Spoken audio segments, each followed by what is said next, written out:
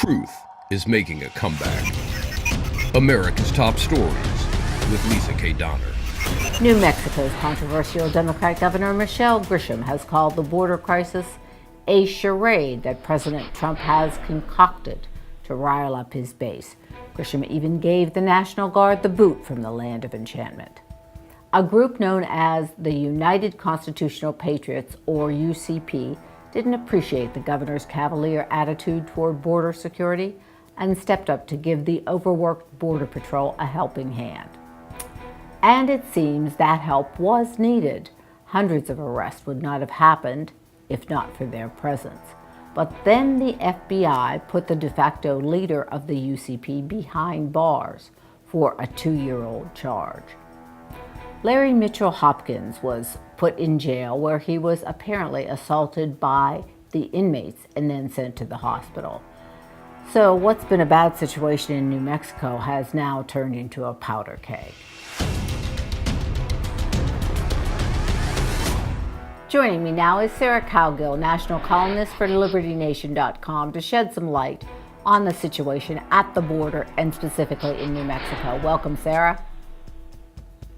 Well, it's good to be here, Lisa, as usual.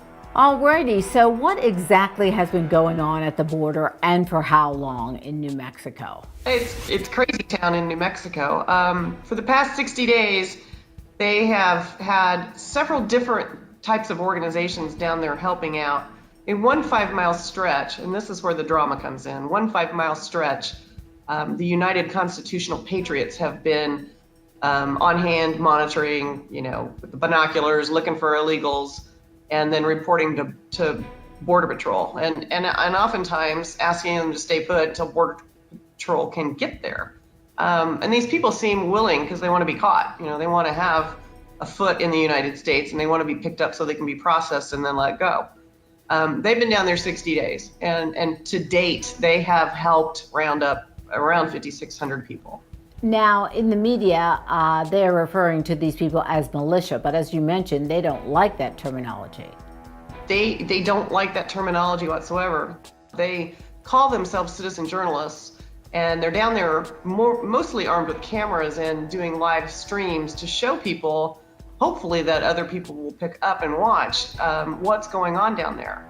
They really are doing mostly video journalism kind of things.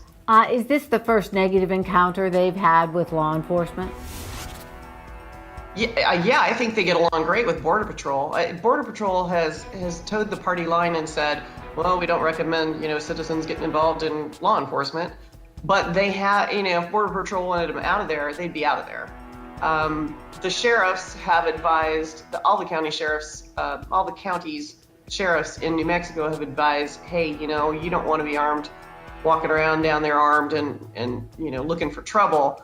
If you want to help, monitor from a distance. So the law enforcement seems to be, at least county-wise and federal-wise, they seem to be okay with the presence of these different groups. State government is the one that they're having a problem with. You mentioned to me off camera that you've been on the telephone line all day with what seems like everybody in New Mexico. Can you tell us what you found out? I spoke with a county manager in Hidalgo County, and we're just completely overwhelmed, and they've sent letters to the governor begging for funds. They've been basically ignored to a certain degree. Their last letter was out in December 2018, and then the new governor, of course, took over in January 1st of 2019, and they're finally getting a little bit of aid, and that aid is coming in the form of $3.1 million for radio communications. That's how desperate they are. That's where that money's got to go.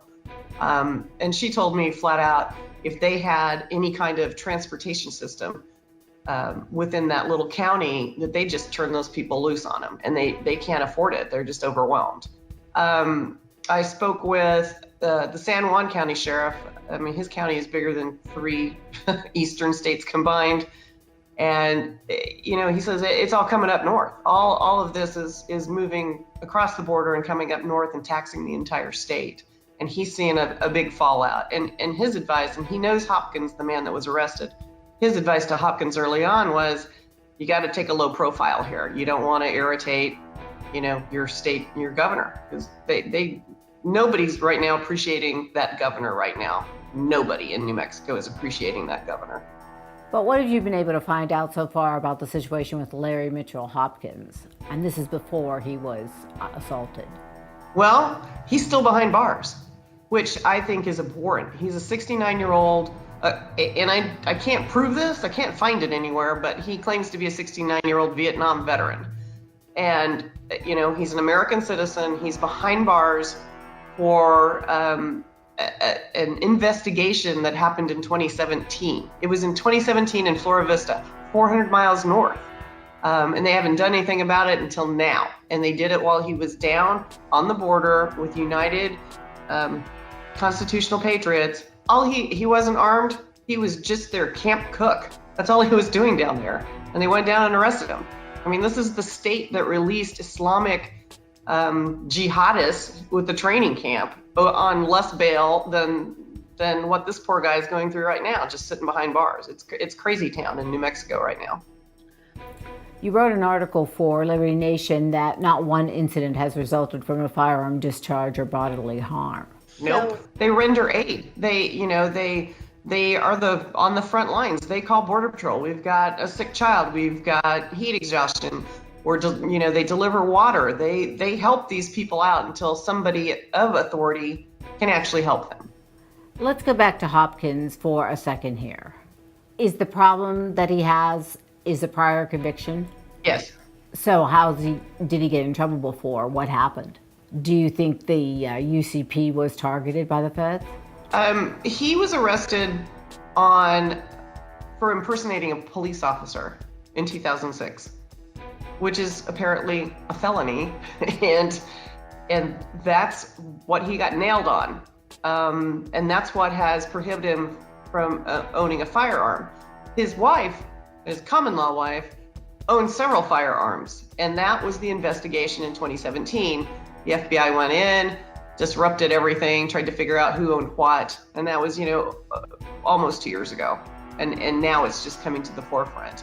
I spoke with the United Constitutional Patriots spokesman, Jim Benvey, today at length, and he flat out told me, yes, this is definitely a hit by Governor Grisham and her, he referred to them as patsies, but, it's getting heated down there. This is a battle. This is a real battle. This isn't for the faint of heart. Well, Sarah, how do you see this playing out for Governor Grisham and her pals in New Mexico? And do you know what you think this might mean for both the men and women on the ground who are kind of fed up with the state really not doing anything and the crisis on the border? It appears that Grisham and her cronies, for lack of a better term that I can come up with, are trying to turn Larry into their poster boy for crazy white militia guy. It fits the narrative. But the UCP is comprised of all sorts of people, women, every color in the rainbow, Native Americans, African Americans, Hispanics, legal Hispanics, Hispanics that have just, recently immigrated. They have a Gold Star mom that's part of their group. I mean, these aren't nuts. They're not crazy people. They're not racist. They're just trying to help out in a constitutional crisis. Thanks so much for your original reportage that you're doing on this story. And once more, you're going to do another, so stay tuned to LibertyNation.com and Sarah Cowgirls-Fine reporting on this story. Thanks so much, Sarah. Thanks, Lisa. Always a pleasure. Truth is making a comeback. Visit us at LibertyNation.com.